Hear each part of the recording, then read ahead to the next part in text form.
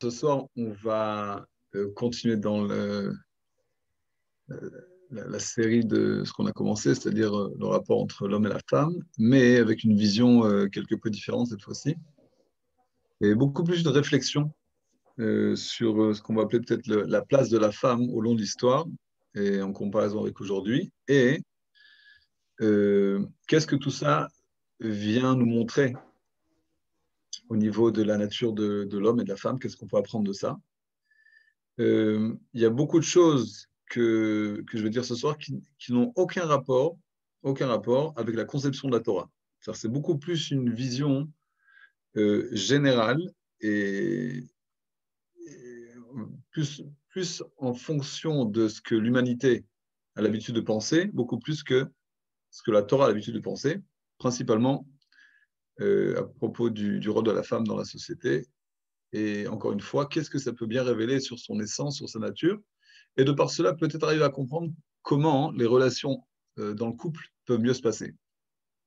Donc, enfin, on va commencer de ce qu'on appelle du macro, de côté un peu plus large, universel, pour arriver beaucoup plus aux relations du couple.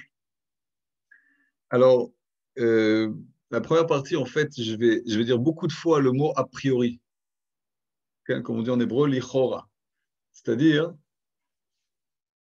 euh, on pourrait penser comme ça, et peut-être qu'à une certaine échelle, on doit penser comme ça, mais ce n'est pas forcé que ce soit notre conclusion. C'est uniquement une entrée en matière. Alors, quand on regarde, en fait, on compare d'une certaine façon l'homme à la femme, principalement au niveau des caractéristiques et des capacités. On va peut-être dire d'une façon un peu simple, encore une fois, a priori, que l'homme, a priori, il est fort, il a la capacité d'influencer, de changer la réalité. C'est lui qui fait les révolutions dans le monde. Si on suit le cours de l'histoire, on voit que tous les grands meneurs, c'était une majeure partie des hommes. Et c'est lui, de façon générale, qui cherche à s'imposer, qui s'impose. En clair, on pourrait dire que c'est un peu lui qui mène la barque, de façon générale. Et, et tout ça va plus ou moins sans dire jusqu'à peut-être quelques générations en arrière. De façon générale, on pourrait dire qu'en fait, c'est lui la pièce maîtresse sur le tapis. Et c'est comme ça, plus ou moins, que l'histoire a été vécue pendant des centaines et des centaines d'années. À l'opposé, a priori, on pourrait penser que la femme est beaucoup plus délicate et fragile, et peut-être plus influencée qu'influente.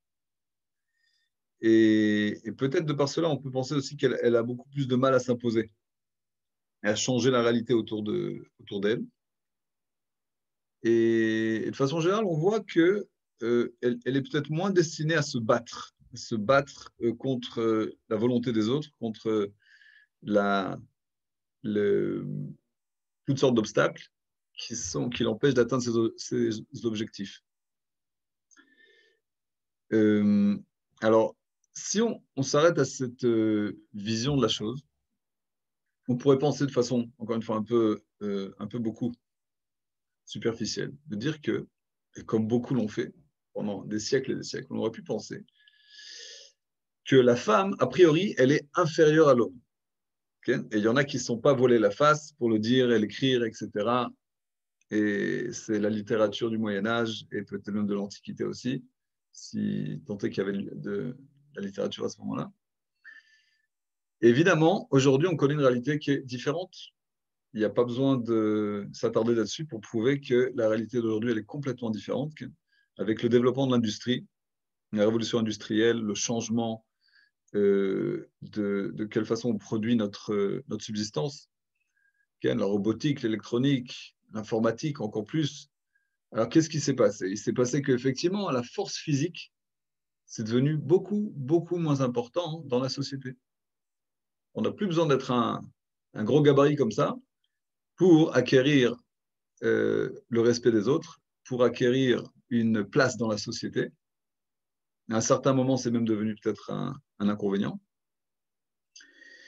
Et donc, il y a une grosse surprise depuis les 150 dernières années, peut-être plus, que les mêmes personnes qui pensaient que la femme, elle est moins capable que l'homme, eh ben, on se rend compte génération après génération que la femme se révèle comme être une excellente comptable, avocate, architecte, chef d'entreprise et même chef d'État.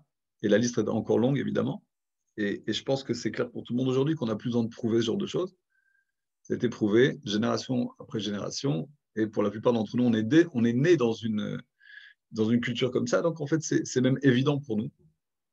Et on a beaucoup de mal à comprendre, en fait, comment c'était avant. Je pense que jusque-là, je ne dis pas un grand chidouche. Je n'ai pas l'intention de dire un chidouche là-dessus, bichla. Je pense que c'est des choses qui sont claires. Peut-être que on va appeler ça, cette révolution, en parallèle avec la révolution industrielle. À un certain moment, il y a eu la révolution féminine qui a mis le projecteur sur la femme et sur sa place dans la société, et les choses ont changé.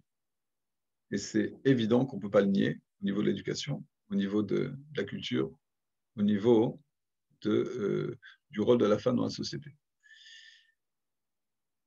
Maintenant, alors comme j'ai dit, c'est-à-dire que l'erreur qui est à la base de la conception traditionnelle que Chasvé Shalom, la femme, elle est inférieure à l'homme, l'erreur, elle est basée sur quelque chose de très simple, c'est-à-dire qu'effectivement, la caractéristique principale de la réussite dans ce monde-ci, c'est effectivement la force physique. Si c'est effectivement travailler dans les champs pour moissonner et planter, etc., un travail qui est extrêmement dur, qui était réservé principalement aux hommes. Et si c'est encore plus faire la guerre, eh bien, effectivement, ça aussi, c'était réservé aux hommes. Donc, non seulement la force physique, mais tout ce qui va autour. Okay, parce que quand on parle de force physique, c'est aussi la volonté de s'imposer par la force physique, de montrer que c'est moi le maître, de montrer que c'est moi qui soumets les autres, la volonté de conquérir. Et ça, c'est l'apanage de l'homme.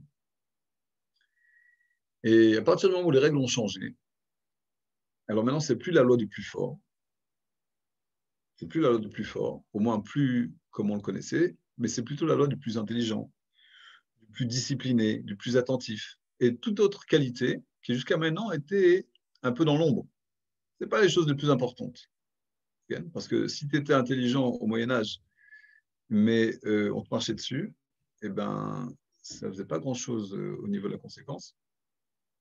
Donc les choses ont commencé à basculer à partir du moment où la société a commencé à changer aussi. C'est-à-dire que la société est devenue de moins en moins un endroit de guerre incessante, où il faut toujours gagner du terrain, il faut toujours battre l'autre, conquérir, encore une fois, une volonté de s'imposer, de vaincre. Et donc, en fait, maintenant, émerge une nouvelle pièce maîtresse sur l'échiquier qui est la femme et qui a son mot à dire et qui va, elle, de par ses valeurs à elle, s'imposer. Alors, si on s'arrête à ce moment-là, un petit peu au milieu de cette réflexion, alors qu'est-ce qu'on va dire? Baruch Hashem. Baruch Hashem, qu'il y a une injustice historique qui a duré pendant des siècles et des siècles, qui a été rectifiée. C'est-à-dire qu'à partir de ce moment-là, on se rend compte, de par la réussite de la femme dans la société, qu'on s'est complètement trompé, au moins ceux qui pensaient. Encore une fois, je dis, ça n'a rien à voir avec la Torah, ce que je suis en train de dire, parce que la Torah n'a jamais pensé ce que je suis en train de dire. Mais l'humanité, elle a oui pensé. Donc, tous ceux qui ont pensé que la femme, elle est une grande claque, ils se sont rendus compte que, putain, la femme, elle est tout à fait capable de faire ce que l'homme fait, pratiquement tout. Et peut-être que là où elle est moins performante, c'est encore une fois, même rapport avec la capacité physique. Mais tout ce qui est en rapport avec l'intelligence, l'imagination, la concentration, etc., à ce moment-là, on n'a pas vraiment de raison de faire de différence entre l'un et l'autre. De toute façon, l'homme et la femme sont égaux en tout, plus ou moins des jumeaux, à peu de choses près. Et si on voit en fait une sorte de distinction entre l'un et l'autre au niveau des caractéristiques, on peut penser que ce soit du misogynisme. Et évidemment, aujourd'hui, juste prononcer ce mot-là, c'est dangereux. Alors, je m'arrête un moment, parce que ce qui va suivre, effectivement, c'est uniquement de la Torah, mais je m'arrête à ce niveau-là pour vous poser la question suivante. Est-ce que ce que j'ai dit jusqu'à maintenant, à votre avis, est vrai ou faux? Si c'est vrai, en quoi c'est vrai? Si c'est faux, en quoi c'est vrai? Quel pourcentage?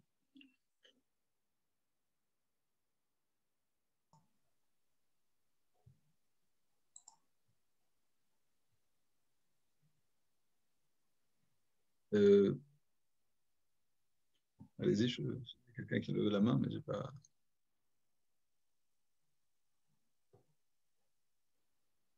OK.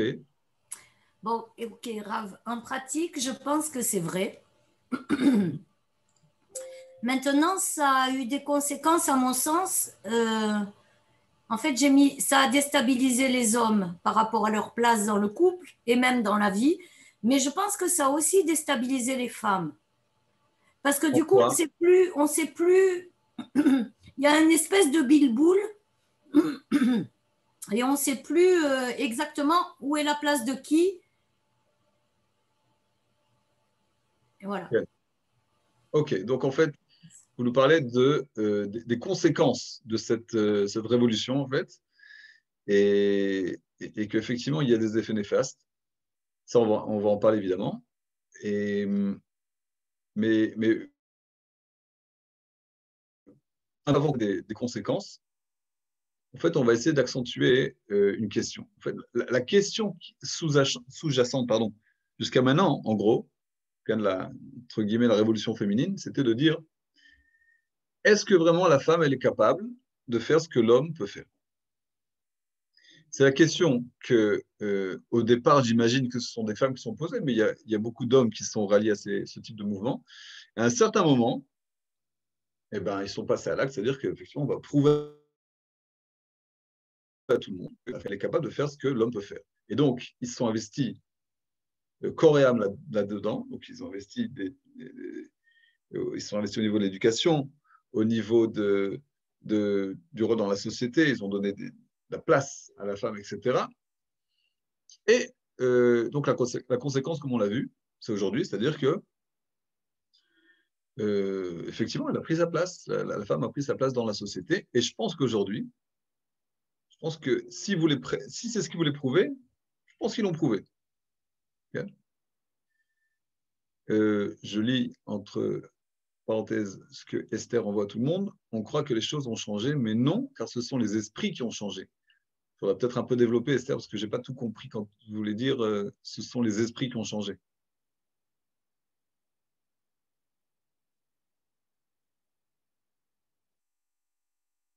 Oh, alors peut-être plus tard. Euh, alors, si la question c'était effectivement est-ce que les femmes sont capables de faire ce que les hommes font, moi je voudrais tout de suite dire une vérité, c'est-à-dire évidemment. Je pense que oui, je pense que vraiment à très peu de choses près, surtout dans la société comme on la connaît aujourd'hui, on voit que les femmes ne sont pas capables de faire les choses que les hommes font. Et encore une fois, si c'est une incapacité, c'est une incapacité physique, parce que tout simplement, il y a une différence morphologique au niveau du corps. Mais si c'est au niveau de la capacité d'analyse, la capacité de développer des concepts, etc., que ce soit en informatique, que ce soit dans les sciences sociales, etc., etc., qui peut dire aujourd'hui qu'il y a une différence? Mais, et il y a un gros mais, un gros aval comme ça, il y a une très grosse possibilité que cette question, c'était même pas la question qui fait ça. À partir de maintenant, on commence l'analyse du problème selon les sages. C'est-à-dire, on va mettre de côté la question de la capacité. Parce qu'encore une fois, je pense que c'est clair. Si c'est ça que vous vouliez prouver, vous êtes arrivé. Mais la vraie question, c'est pas est-ce que la femme est capable de faire ce que l'homme fait, mais plutôt est-ce qu'il est bon pour la femme de faire ce que l'homme fait. Non Je pas pense que une question de potentiel, d'atteindre les objectifs, mais beaucoup plus une question, ce qu'on appelle erkit, c'est-à-dire une question de valeur. Est-ce qu'il y a une vérité intrinsèque? Est-ce qu'il y a une réalisation intérieure au fait que la femme réalise ce que l'homme réalise? je voudrais juste dire, Rav, que en fait, la femme, elle n'a pas vraiment eu le choix. Parce que c'était après-guerre, les hommes étaient à la guerre. Donc, elles ont été obligées de s'organiser pour pallier au manque du travail de l'homme. C'est juste qu'après, on n'a pas forcément retrouvé l'équilibre.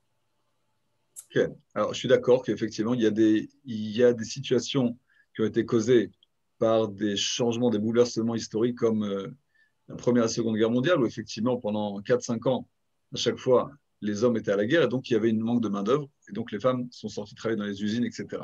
Mais à ce niveau-là, peut-être que ça a été juste une brèche qui a été ouverte et à partir de ce moment-là, hein, eh ben, les femmes elles-mêmes ou alors certains hommes se sont rendus compte qu'effectivement, ben, les femmes ne valent pas moins que les hommes et peut-être qu'elles ont même des qualités supérieures. Et à partir de ce moment-là, hein, eh ben, la porte a été ouverte à ce qu'elles rentrent dans la société et prennent une place professionnelle, etc., etc. C'est vrai que l'ouverture, elle s'est peut-être faite de façon un petit peu par inadvertance, mais ce n'est pas important parce qu'au bout du compte, ça s'est développé et c'est devenu quelque chose de volontaire.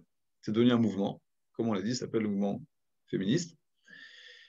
Et, et il y a des conséquences, comme vous l'avez précisé tout à l'heure.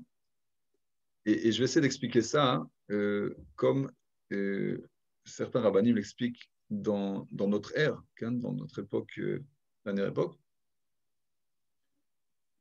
un peu comme ça. C'est-à-dire que c'est très possible que la volonté de faire une place à la femme dans la société professionnelle soit part d'une bonne intention. À mon avis, c'est clair. Le rave qui se tient à la tête du mouvement religieux sioniste à l'époque, hein, le Rav Tzviuda Kook, le fils du Rav Avraham Yitzhak Cohen Kook, lui, donc qui a vécu avant il est né à la Première Guerre mondiale, avant la Première Guerre mondiale, et donc il a vu le développement du mouvement féministe. Quand les mouvements féministes sont venus lui parler, parce que c'est une personnalité extrêmement importante en Israël, il les a écoutés. Il a dit, je veux que vous me fassiez une carte d'adhérent au mouvement féministe. Et la carte qu'il a reçue, c'était un truc comme le 002-003. C'est le deuxième ou le troisième membre du mouvement féministe en Israël. Incroyable. Les autres avaient été sidérés. Ouais, qu'est-ce que tu fais? Ça vient des États-Unis. C'est libéral, on ne sait pas dans quel sens ça va, etc. Alors que le Rav, tu vois, c'est un Rav orthodoxe, ultra-orthodoxe, etc., etc. Mais il a dit, évidemment. C'est-à-dire que si, jusqu'à maintenant, on a lésé la femme parce qu'on s'est rapporté à elle comme un être inférieur, il faut rectifier ça. C'est une erreur historique. Il faut changer ça. Et encore une fois, entre parenthèses, ça n'a rien à voir avec la façon dont la Torah se rapporte à la femme. Chas v'shalom, que la Torah ait même une pensée quelconque que la femme soit inférieure. Mais beaucoup plus, ce qu'il voulait dire par là, c'est que la culture occidentale n'a pas cessé de piétiner le Mahamad, la place de la femme dans le monde et dans la société. Et à un certain moment, il s'est rendu compte qu'il faut le réparer. Il a dit, bien sûr, moi, je veux faire partie de ça. À un certain moment, il a résilié son adhérence, il a rendu la carte, et il a expliqué pourquoi. Et c'est ce que j'essaie d'expliquer maintenant. C'est-à-dire, lorsqu'on vient effectivement corriger l'injustice historique du fait que la femme, chas v'shalom, est inférieure à l'homme, c'est 100% bon. C'est une intention qui est désirable et qui est bénie par la volonté divine. Mais à partir du moment où le terrain, le domaine dans lequel tu vas venir montrer que la femme n'est pas moins que l'homme, c'est le terrain de l'homme, là, tu as tout faux. Pourquoi? Parce que tu veux dire comme ça. Tu vas prendre la femme et la juger et mesurer ses capacités et sa réussite selon les critères masculins dans les domaines de prédilection de la réussite masculine. Et ça, c'est terrible. C'est la plus grande injure qu'on puisse faire au genre féminin. Parce qu'en fait, tu lui dis quoi? Tu dis, en fait, tu n'es qu'un homme soukbet. Et viens, on voit si toi aussi, tu arrives à faire ce que nous, on arrive à faire. Bon, si tu arrives, bah, tu seras accepté toi aussi dans la société masculine, tu auras ta place. Et puis voilà, on t'acceptera. Et donc, il y a une sorte de rectification de l'injustice historique, etc. Mais c'est un mensonge. Et c'est le pire mensonge qu'il y a. Parce que ça veut dire, en gros, qu'est-ce que ça veut dire? Ça veut dire qu'il y a une seule capacité, il y a une seule possibilité d'être bien, d'être bon, d'être celui qui réussit, c'est d'être masculin. C'est un mensonge. Comme si la femme, elle avait besoin, Aleph, de prouver quelque chose, et encore plus de prouver quelque chose dans le domaine de prédilection de l'homme. C'est-à-dire de venir se battre comme un homme, de venir réussir dans la société quand tu viens marcher sur la tête des autres, de venir étudier les sciences que les hommes préfèrent, de venir se comporter comme un homme, tout ça pour montrer que on n'est pas moins, on n'est pas inférieur à l'homme. Ça, c'est un gros problème.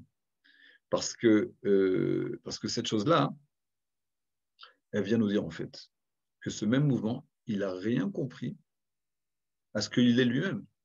Il n'a rien compris en fait en quoi il est destiné.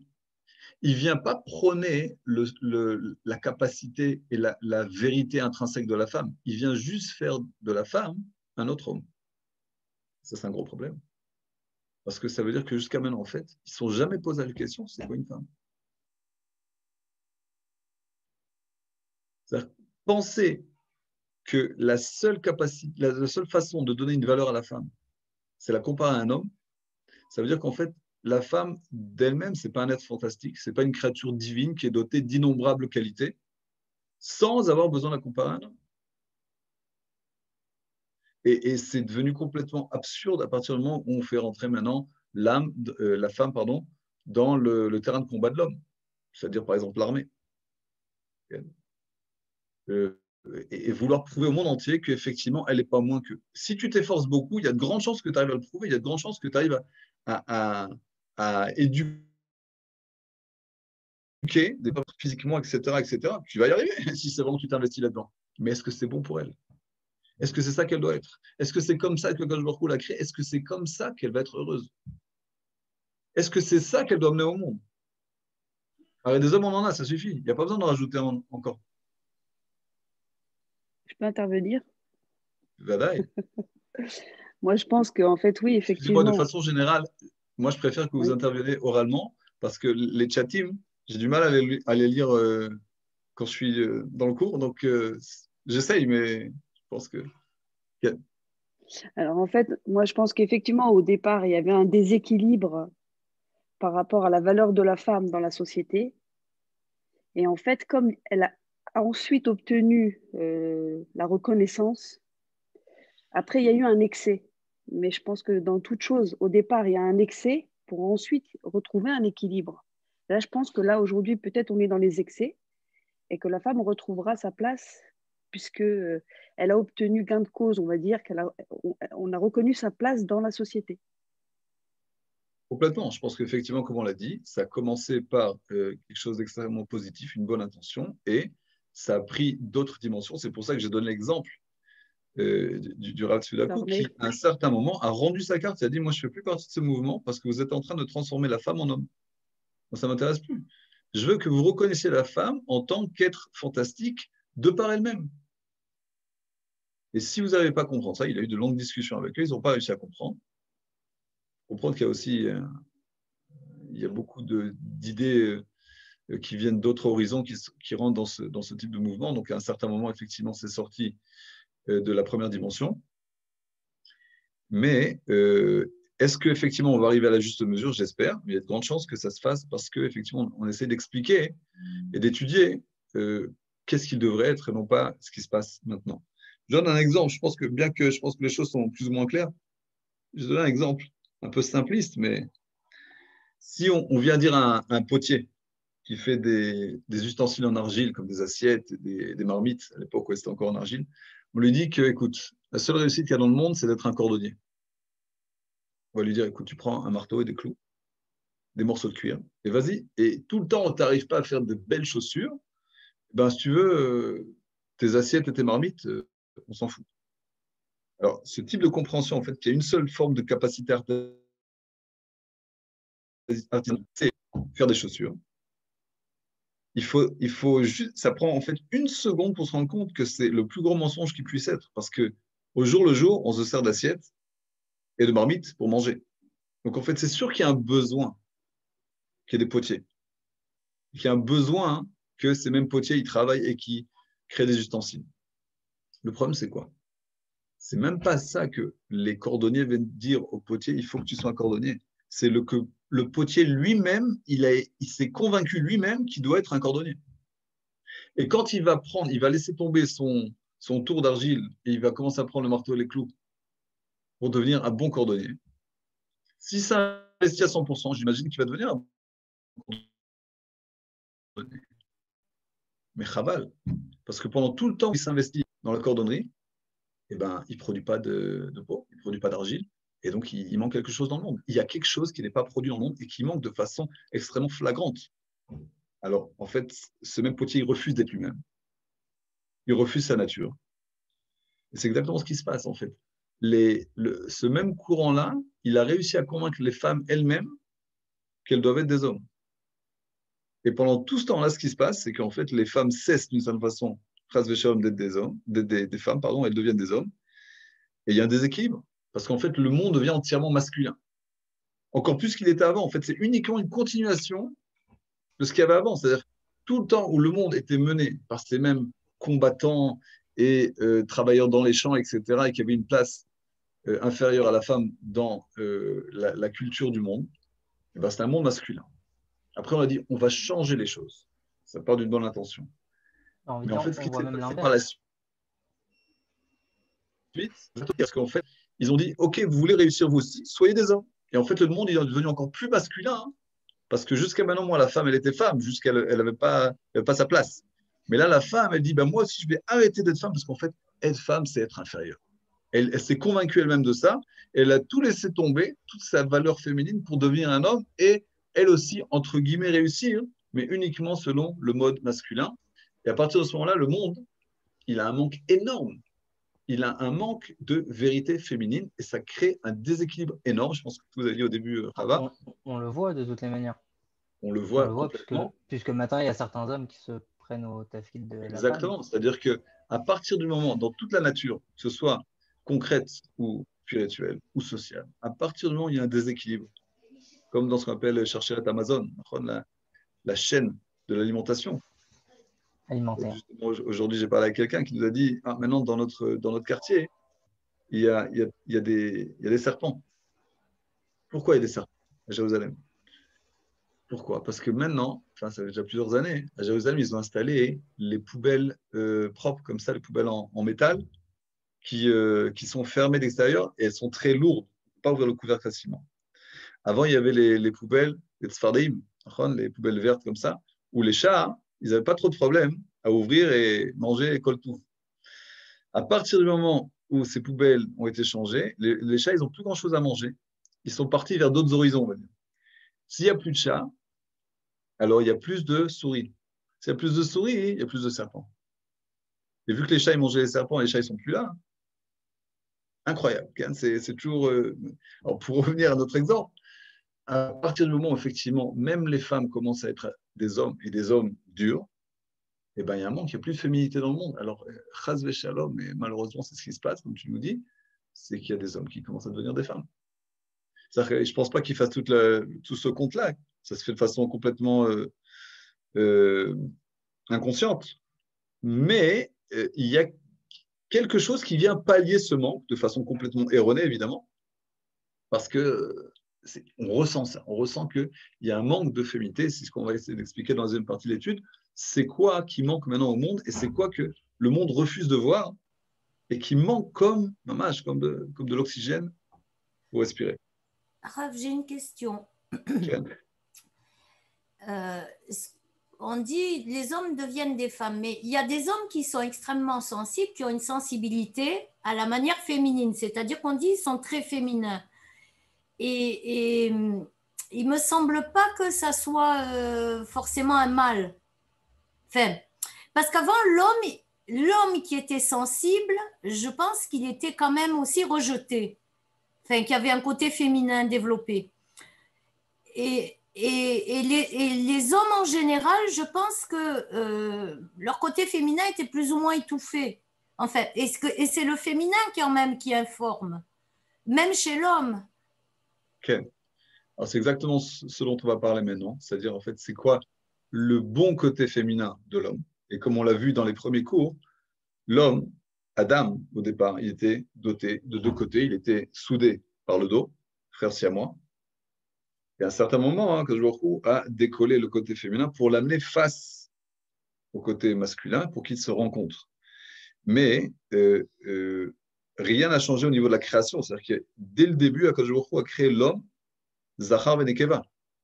Adam, Zachar ben Nekeva. C'est-à-dire que l'homme doit être complètement conscient que même au début de la création, quand sa femme était sur son dos, d'une certaine façon, l'exemple d'un sac à dos comme ça, ou alors quand elle était en face de lui, ça ne change rien. Toujours, il y a un côté féminin à l'homme. Et tout le temps où il va le refuser, ben, il vit dans le mensonge. Évidemment, s'il tombe dans l'excès, on sait très bien ce que ça donne.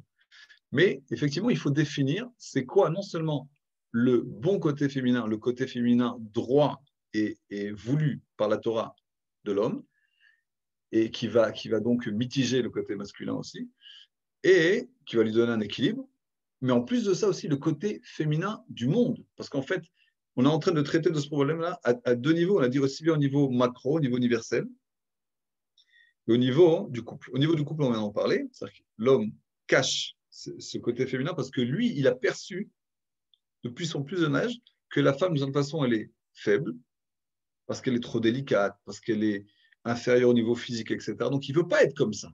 Et dès qu'il a une révélation de ce qu'il identifie comme féminité, il cache. Je pense, il pense que je suis faible. J'ai l'impression de me faire avoir. Si je suis comme ça, je montre que j'ai un peu trop de patience, j'écoute les autres, j'ai un grand cœur, etc. Toutes ces qualités qui, de façon vraie ou pas, sont reliées à la nature féminine. Alors, il cache ça.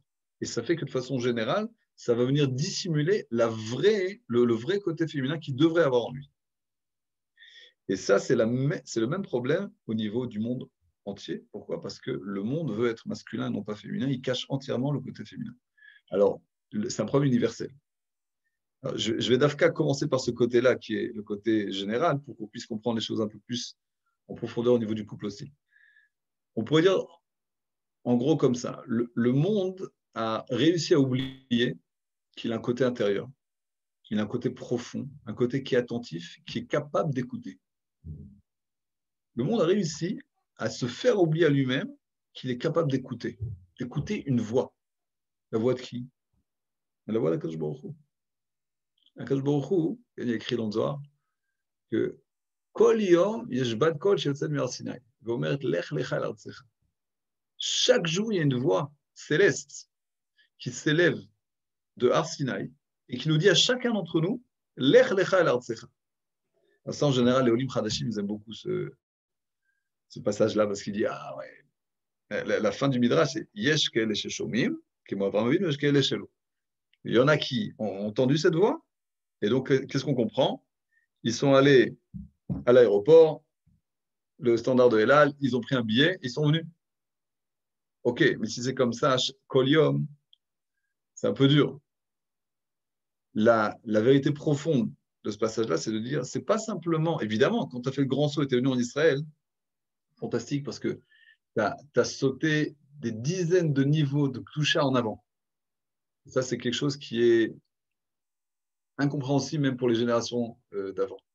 Mais il faut comprendre que cette voix céleste, elle sort tous les jours d'un Sinaï et s'adresse tous les jours à toi. Et quand on dit Lech lecha el artzecha, sharareka, ça veut dire que il faut que tu t'élèves vers le pays spirituel auquel tu appartiens. Il faut que tu sois toi-même, il faut que tu réalises ta vérité spirituelle tout le temps. Il faut que tu ailles de niveau en niveau. Cette capacité d'arriver à ce niveau-là, ce n'est pas uniquement parce que tu fais des efforts et tu te bats contre ton Yetzer Hara, tu te bats pour te lever le matin, tu te bats pour faire des mitzvot. C'est aussi parce que tu es capable d'écouter. D'écouter la réalité, d'arriver à comprendre qu'il y a une main divine qui dirige tout ça et d'essayer de comprendre, de s'arrêter de temps en temps et de dire qu'est-ce qu'on essaye de me dire? Qu'est-ce qu'on essaye de me dire? Par ce qui se passe dans ma vie. Parce que les gens me parlent. Quand il y a des gens, des fois, ils nous disent une phrase. D'un coup, on a un choc comme ça. Une phrase toute simple. Qu'est-ce qui s'est passé? On a entendu d'une certaine façon le raisonnement. Un petit peu comme bat kol. Bat kol, ça veut dire la voix céleste, mais dit Tosfot dans Maseret Shabbat que bat kol, littéralement, c'est pas une voix, c'est l'écho de la voix. Bat kol, c'est un petit peu la fille de la voix, c'est-à-dire ce qui découle de la voix. C'est comme quand on va dans une montagne, on crie, on dit ah, on entend l'écho, qui nous renvoie notre voix. Bat kol, en gros, c'est un peu ça, c'est-à-dire qu'il y a une voix qui vient vers toi, hein, Et toi, tu entends quelque chose d'un peu différent. C'est-à-dire que tu entends comme un peu lire entre les lignes. Ça résonne chez toi de façon différente. Est-ce que le monde est encore capable d'entendre la voix divine qui s'élève d'Or Sinaï, qui s'élève vers nous, chacun d'entre nous, qui nous dit « Regarde, rapproche-toi de moi. Essaye de comprendre ce que je veux te montrer. » Et lorsque le monde, pendant des générations et des générations, a réussi à se convaincre qu'il n'y a qu'une seule dimension dans le monde, la dimension masculine, ben, l'homme, ce n'est pas la meilleure personne qui est dotée de l'écoute. L'homme, il a beaucoup de mal à écouter. Les gens qui sont mariés le savent. Le grand malheur de la femme, c'est de dire « Mais tu ne m'écoutes pas. » Et même quand elle ne le dit pas, hein, c'est ce qu'elle veut dire. C'est-à-dire en fait que il faut arriver à développer cette oreille-là qui arrive à entendre les choses les plus subtiles, les plus délicates, même quand elles sont cachées. Et plus le monde est devenu masculin, plus ce côté féminin a disparu, plus cette écoute, cette capacité-là a disparu du monde, à un tel point que le monde aujourd'hui, okay, il est chiloni. Je ne dis pas juste en Israël de façon générale, je dis de façon globale. Le monde refuse d'écouter la voix divine. Si on revient peut-être 40, 50 ans en arrière, peut-être, il y avait encore, je ne dis pas que c'est forcément positif, mais au moins, il y avait encore des mouvements, etc. En France, j'imagine que toutes les églises sont fermées, etc. Il y a un côté extrêmement positif au niveau du fait que la chrétienté, c'est un gros mensonge. Mais d'un autre côté, il y avait encore un rapport à Dieu. Je me rappelle, quand j'étais petit, j'entendais des émissions de radio avec mon papa, et à chaque fois, je disais toujours à mon papa, on sait qu'ils vont poser la question. C'était quoi la question? Et Dieu dans tout ça. Okay. C'est-à-dire que quelqu'un raconte sa vie et tout, j'écris des livres, j'ai voyagé, etc. Et là, à un certain moment, le journaliste lui dit, et Dieu dans tout ça? Et l'autre, il a quelque chose à répondre. Il a une pensée. Mais qui pose cette question aujourd'hui dans n'importe quelle émission? Ma pitom, de quoi tu parles? Il fait pas poser des questions comme ça. Il a disparu. On n'écoute plus. Alors, ce refus catégorique de reconnaître le côté profond intérieur de l'homme qui est capable d'écouter, Dafka, ça, cette nature-là, c'est la nature de la femme. La femme, elle est beaucoup plus apte à écouter, beaucoup plus capable. C'est sa nature. Un autre exemple, c'est pas, on a parlé d'Or Sinaï, mais à partir du moment, Parashat Shavua aussi, Pro Mishpatim, à partir du moment où on a reçu la Torah, ça veut dire qu'Akadosh Baruch Hu, il a fait ça clair. Il a dit ça ne dépend plus que de certains, ce qu'on appelle Yechides Goula, des êtres géniaux et fantastiques comme Abraham, Israël et Yaakov. Maintenant, n'importe qui se trouvait au sein d'Am Israël à ce moment-là a pu entendre la voix d'Akadosh Baruch Hu, tout simplement. Et c'est devenu maintenant notre raison de vivre. Malgré tout, le monde, à la place de se rapprocher de ça, ok, ils ne s'étaient pas à Sinaï parce qu'ils n'ont pas voulu, mais tu peux faire tchouva, tu peux te rapprocher, tu peux demander à écouter la voix. Non, chacun est venu et imposé des systèmes de pensée, principalement humains. Ils ont créé des idéaux, des mouvements sociaux. Jusqu'à il n'y a pas longtemps, communisme, socialisme, capitalisme. Et chacun alors que c'est la réussite ultime. Voilà, maintenant, on va y arriver. On oublie tout ce qu'il y avait avant, ils sont tous trompés, c'est moi qui ai raison. On écrit des livres, il y a des symposiums et des conférences, etc. Et dans tout ça, Arsinaï, c'est où? Alors que ce système, il existe depuis des milliers d'années et qu'il y a des millions de personnes qui vivent selon ça. Donc, de façon générale, le monde n'est pas intéressé pour écouter. Le monde est trop masculin pour écouter. Et il va falloir que ça change. Il va falloir que l'homme développe son oreille féminine. Et si on prend d'autres exemples, par exemple, on va donner des phrases à cette chose-là. Par exemple, on parle d'Avraham Avinu. Avraham Avinu, c'est le début du bien. Il nous dit le Midrash, dans le Midrash Rabbah, que pendant 2000 ans, le monde, il était en Tohu Vavohu. Si on lit l'histoire de Bereshit, on a l'impression de se tromper, parce qu'on est Tohu Vavohu avant. C'est a priori pendant les premiers versets de Bereshit, et tout de suite, il y a la création. Ah, on a fini avec le Tovavo. Okay, le manque de forme, le manque de direction, tout ça disparaît, et maintenant il y a le monde. Donc en fait, l'histoire de Biblo, c'est quelques instants peut-être. On ne sait pas combien de temps, mais ce qui est sûr, c'est qu'à partir du moment où il y a Adam et Chava, il n'y a plus Tovavo. Nous dit le Midrash, Tovavo, c'était 2000 ans. De la création du monde jusqu'à Avraham Avinu. Et si on fait le compte, ça c'est mon chilouche à moi, mais vous n'êtes pas obligé de l'acheter. Avraham Avinu, il est né en 1948 depuis la création du monde. Pas 1948 à nous, hein. 1948 depuis la création du monde. Donc quand on arrivait en l'an 2000, on a dit 2000 ans de Tovavo, jusqu'à Avraham Avinu, Avraham, il avait 52 ans. Quand on fait le compte dans plusieurs livres, Seder HaOlam, Zohar, Gemara, etc., c'est le moment où il est sorti d'Ur Kasdim. Quand il est sorti de la fournaise et qu'il a révélé au monde entier qu'il y a un seul Dieu et que Avraham, il est prêt à mourir pour révéler cette volonté-là, du monothéisme, il avait 52 ans. À partir de ce moment-là, le monde prend une direction. Jusqu'à maintenant, c'était que l'idolâtrie. À partir du moment où il y a une personne qui s'est en droit devant Nimrod et lui dit « Tout ce que tu racontes, c'est du mensonge.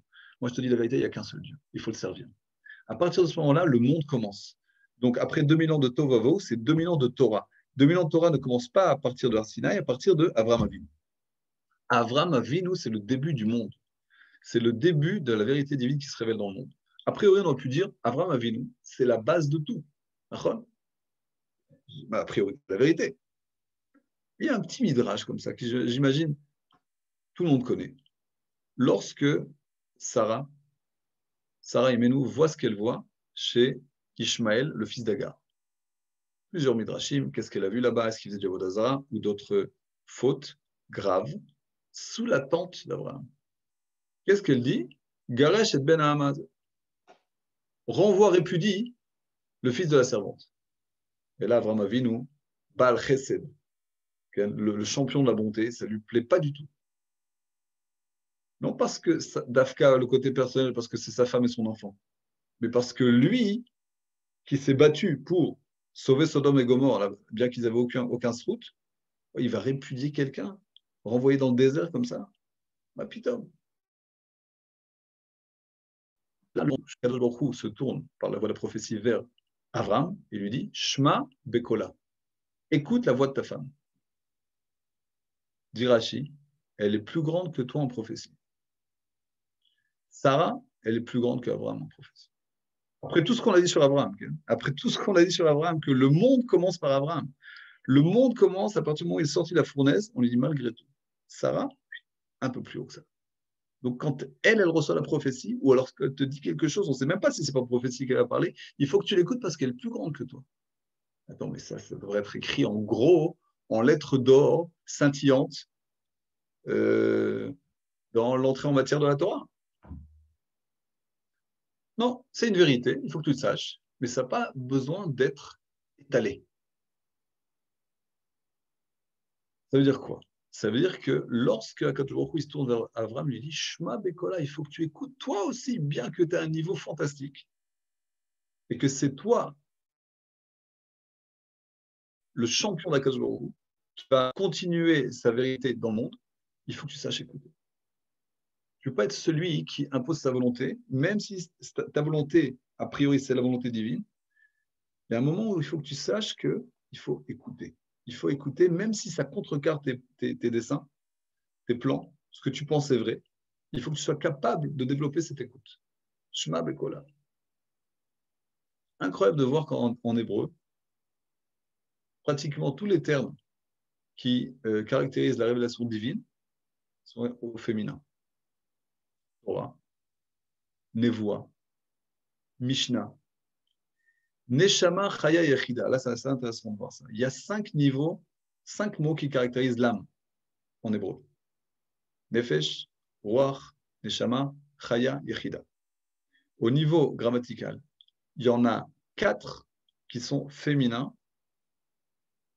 Nefesh, Neshama, Chaya, Yechida. Sans aucun doute. Ruach, c'est aussi bien masculin que féminin. Donc ça fait 4,5 contre un contre un demi, il ne vaut pas le coup. Ruach, c'est l'apanage de l'homme.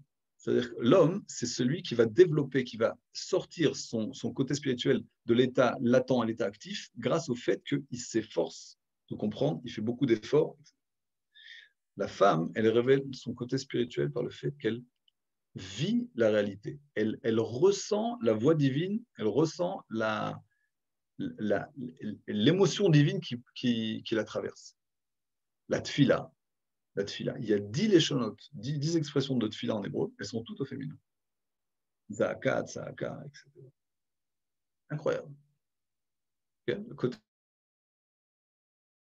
féminin, le côté positif. Nous dit Akash Baruch Hu, j'ai choisi d'Afka ces termes-là pour parler de ma révélation dans ce monde. Shema Bekola, écoute sa voix, c'est elle qui a raison. Alors, selon ça, on va comprendre une autre capacité aussi, qui n'est pas moins importante, qui caractérise la femme. C'est la capacité de s'adapter. Il est écrit dans la Gemara, dans Maseret Kiddushin, Kashin taltala de Gavra, mi taltala de Iteta. En araméen, ça veut dire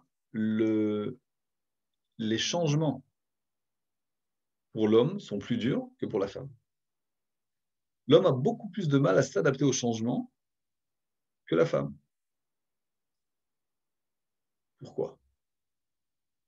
Eh ben c'est complètement une conséquence de ce qu'on a accentué tout à l'heure, c'est-à-dire que l'homme cherche à conquérir, il cherche à s'imposer, et selon lui, c'est le critère unique de réussite. C'est-à-dire que il faut que je montre qui je suis, il faut que je montre au monde pourquoi je vis, et je ne vais pas me laisser faire. Je vais me faire ma place. Toutes sortes d'expressions qui veulent montrer que je tape du poing sur la table, même si ce n'est pas toujours physique, hein, mais je suis là en train de battre contre d'autres personnes, il y a la concurrence, il y a la compétition, etc. Et je montre à tout le monde que je ne suis pas moins que les autres. Et si je n'y arrive pas, oi va voi. Aïe, aïe, aïe, c'est l'échec. L'homme a beaucoup de mal à vivre l'échec. Non seulement parce que ça montre qu'il n'a pas réussi à s'imposer, qu'il est inférieur, mais en plus, avec chaque échec, il y a des changements. Si tu n'as pas réussi à t'imposer dans ton job, il va falloir que tu changes de job. Tu n'as pas réussi à te trouver dans ton voisinage, il va falloir que tu changes de maison.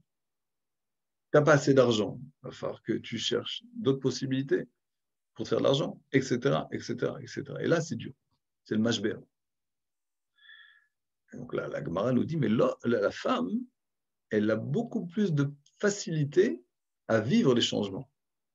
Pourquoi? Parce que peut-être qu'elle a beaucoup plus de facilité à comprendre que l'échec, ce n'est pas exactement un échec. Si tu voulais aller dans une direction particulière de ta vie professionnelle, au niveau de ton entourage, au niveau des amis, et ça ne s'est pas fait, tu as deux possibilités. Tu peux te taper la tête contre les murs et te dire, mais non, mais je vais leur montrer à tous, etc. Et te retaper la tête jusqu'à ce que tu te casses la tête, littéralement parlant. Et là, ça va faire très mal. Ou alors, tu peux dire, peut-être que Hachem, il est en train de me dire quelque chose. J'écoute. Peut-être qu'il faut que je change de cap. Et si tu comprends ça, évidemment, c'est plus un échec. C'est Baruch Hashem. Baruch Hashem, ça s'est passé comme ça, que je n'ai pas réussi là-dedans. Pour que je puisse enfin prendre une bonne direction qui me convient à moi pour me révéler moi-même. La façon dont Hachem veut.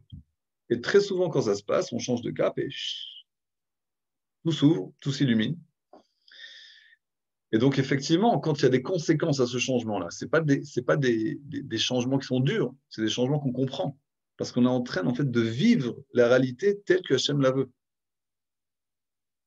On est en train de comprendre, par exemple, selon le Baal HaTanya, Admor Milubavitch, le mot Emouna, c'est en fait un courant de vie qui traverse chacun d'entre nous, qui commence de par le niveau de révélation le plus haut qu'a Akadosh Baruch Hu dans ce monde, et qui passe par chaque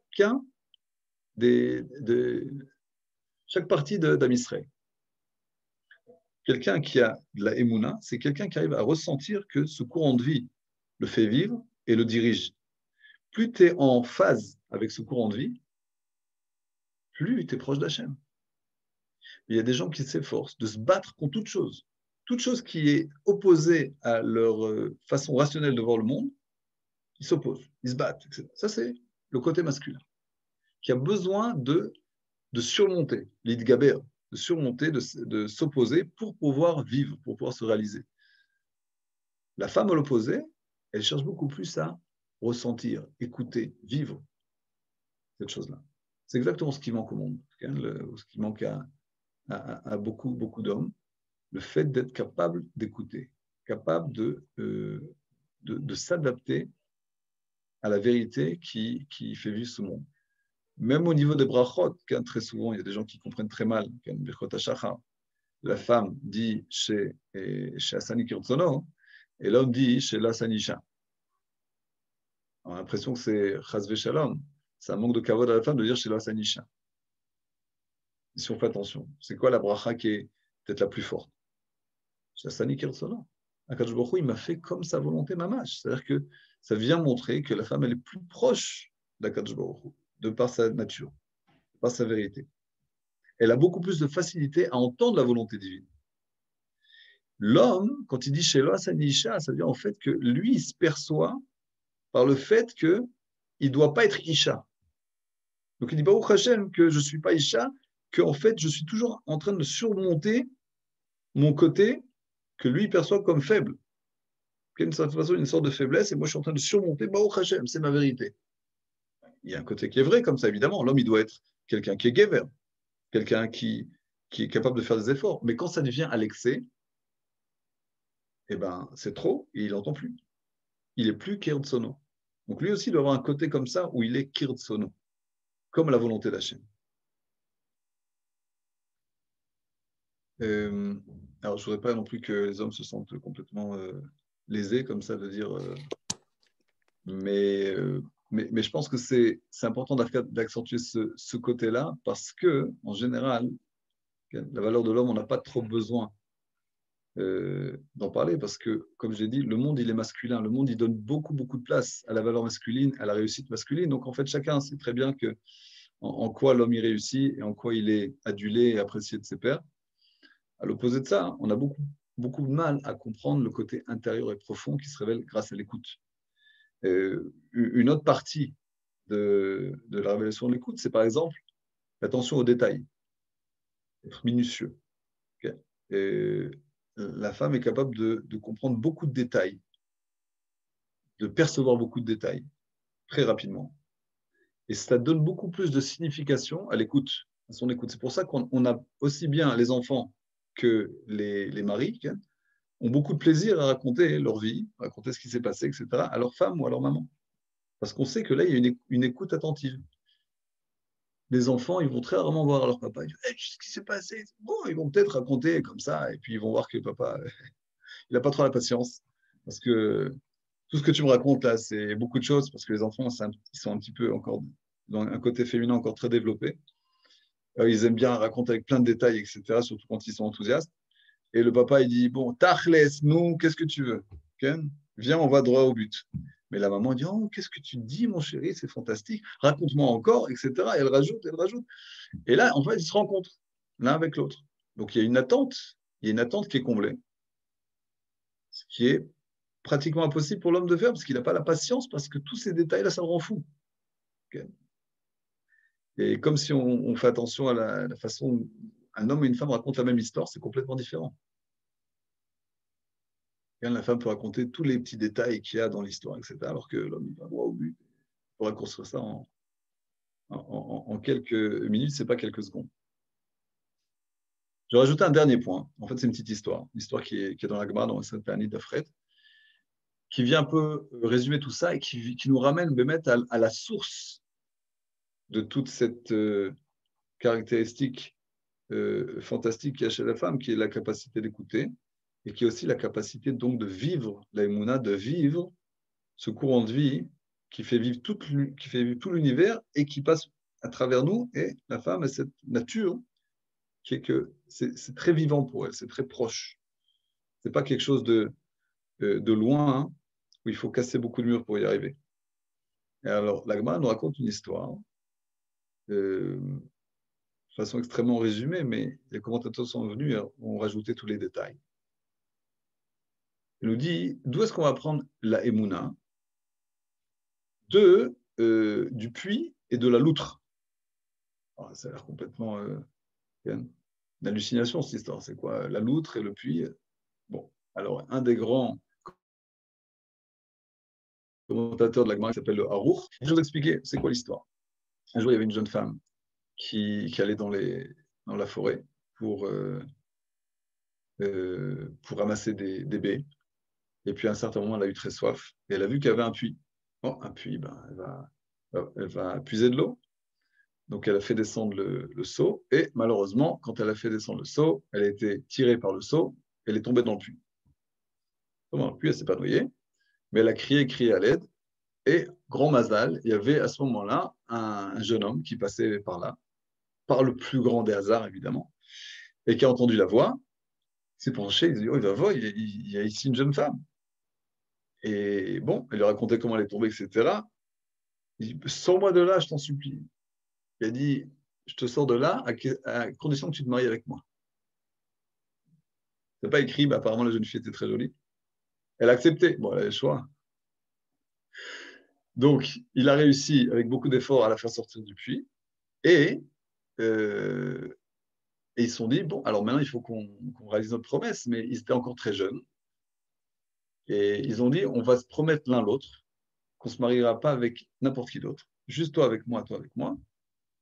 Et la jeune femme a dit, oui, mais qui va être notre témoin de notre promesse? Ils ont regardé, ils ont vu d'un côté donc, le puits, et d'un autre côté, ils ont vu une loutre qui passait. Il dit, ben, ce seront nos témoins, la loutre et le puits. Ok, très bien.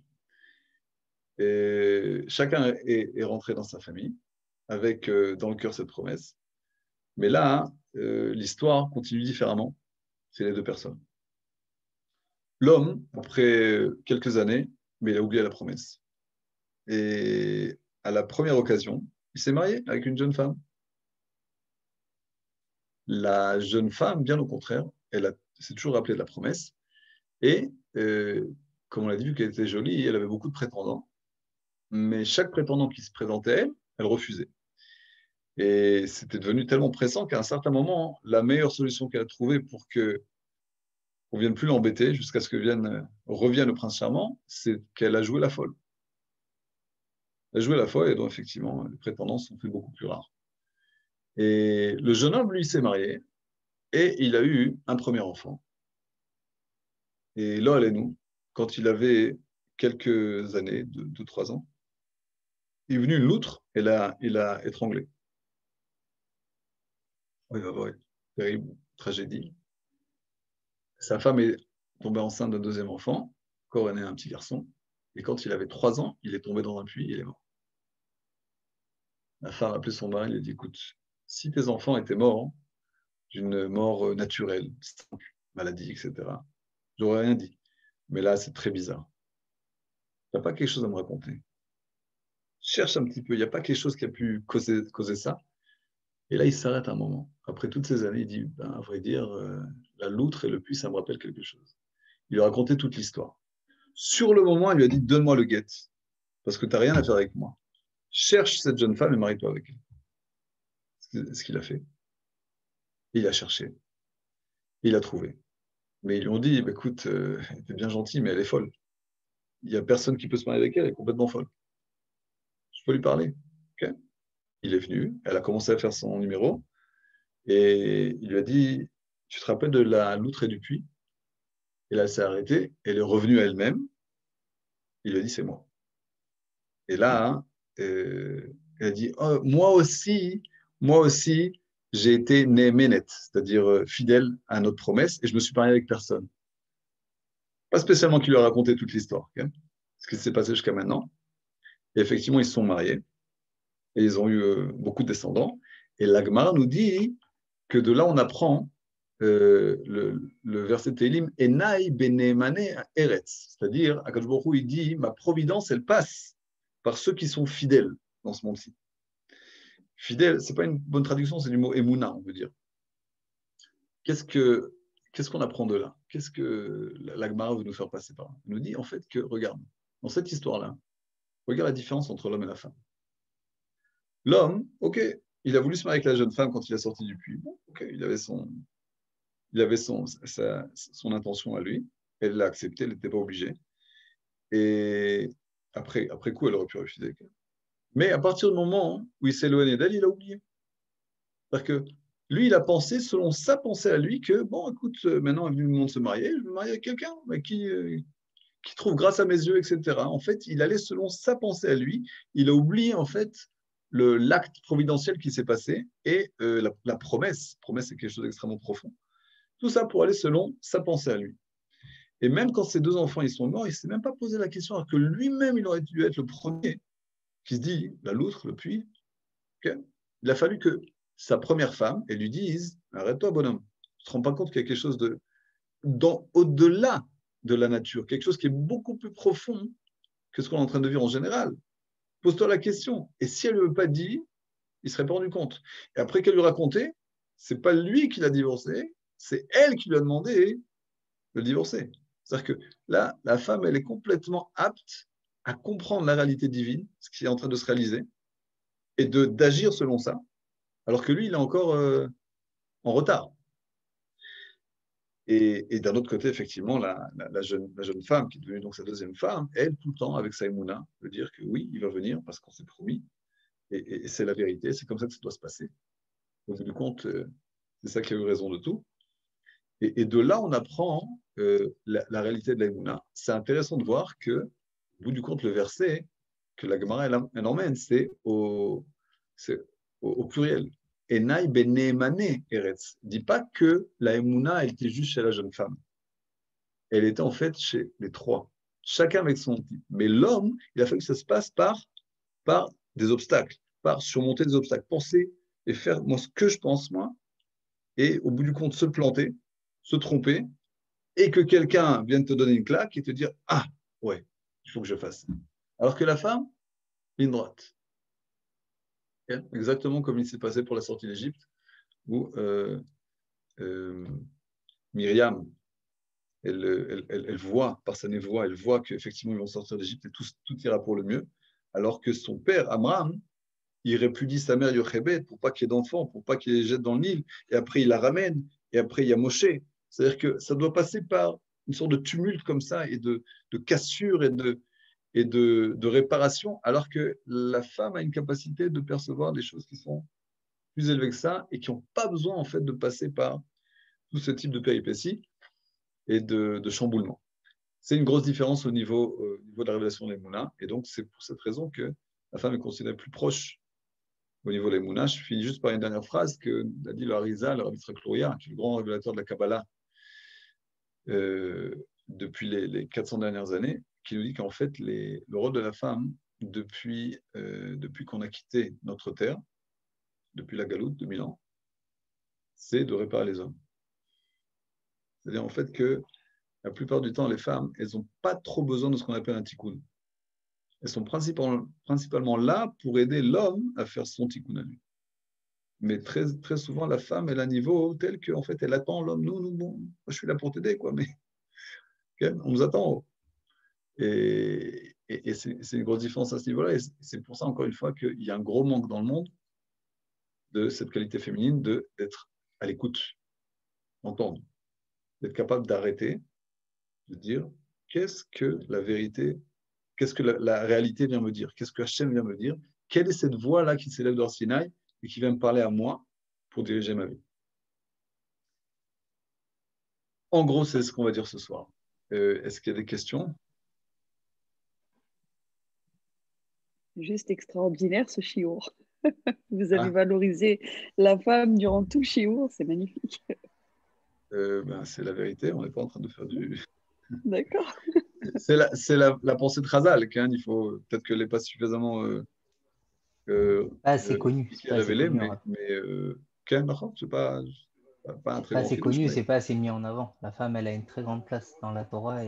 C'est pour ça que ce que je dis, à chaque fois on parle du côté inférieur de la femme, c'est uniquement selon la valeur de la pensée d'Égoïm, et Chaz Veshalom, pas selon la Torah, bien au contraire. Mais je suis d'accord qu'effectivement, ce n'est peut-être pas un côté qui est suffisamment expliqué et répondu. Rav, une petite dernière question, si c'est possible. Bien sûr. Et vous avez dit que la femme, donc le rôle de la femme maintenant, il est de réparer l'homme. Et vous parliez de son mari. Mais est-ce que ça passe pas aussi par les enfants, par les garçons, l'éducation des garçons? Et bien sûr, c'est aussi, quand on dit son mari, c'est de réparer les hommes de façon générale. C'est-à-dire que principalement, le mari et les enfants, mais le principal du tikkun de l'homme va se faire non pas par leur maman, mais par leur femme. Parce que la maman, elle va commencer quelque chose, mais comme on l'a dit dans les cours précédents, quand c'est que vraiment l'homme il commence à faire un vrai effort sur lui-même, quand il n'a pas le choix, c'est-à-dire que quand il est confronté à sa femme et qu'il est soudé à elle par un lien de mechouillavout, d'obligation. Avec sa maman, il peut toujours lui dire, écoute maman, t'es bien gentil, mais okay, j'ai d'autres choses à faire. Et alors que sa femme, il ne peut pas dire ça. Et c'est ça la grosse différence. C'est-à-dire que la maman, elle est oui prête à faire ce petit coup, mais lui, il n'est pas prêt à écouter. Encore une fois, toute l'histoire de l'homme, en gros, c'est qu'il n'est pas prêt à écouter. Et pas spécialement les femmes, il n'est pas non plus prêt à écouter les autres hommes. Quand il y a deux hommes qui étudient en Chavruta, hein, le gros problème, c'est que l'un n'écoute pas l'autre. À partir du moment où ils s'écoutent l'un l'autre, incroyable, tout se libère. Donc on voit qu'effectivement, très souvent, ce qui manque à l'homme, ce n'est pas la gavriout, ce n'est pas le côté qui doit se battre et surmonter les obstacles, être fort, etc. Ça, Dafka, en général, chacun avec sa personnalité, mais en général, il a ça. Mais ce qui lui manque, et encore une fois, de par cette culture ambiante, c'est prendre ce qu'on appelle un pesexman et dire attends, mais écoute, mais attends, quelqu'un est en train de me dire quelque chose. Okay, et que ce soit par des mots, que ce soit par des gestes, par des allusions, par des signes, par l'évidence, la shgacha qui est autour de nous. Et donc, effectivement, encore une fois, c'est le côté féminin du monde qui doit se révéler. Et ça ne se fera que lorsque on définira beaucoup plus précisément et clairement la vraie valeur de la femme et non pas comme certains mouvements veulent le définir. Merci beaucoup, Rav. Bevakasha, Shavua Tov à tous. Merci beaucoup, Rav. Litrot, Besimcha. Kol Tov.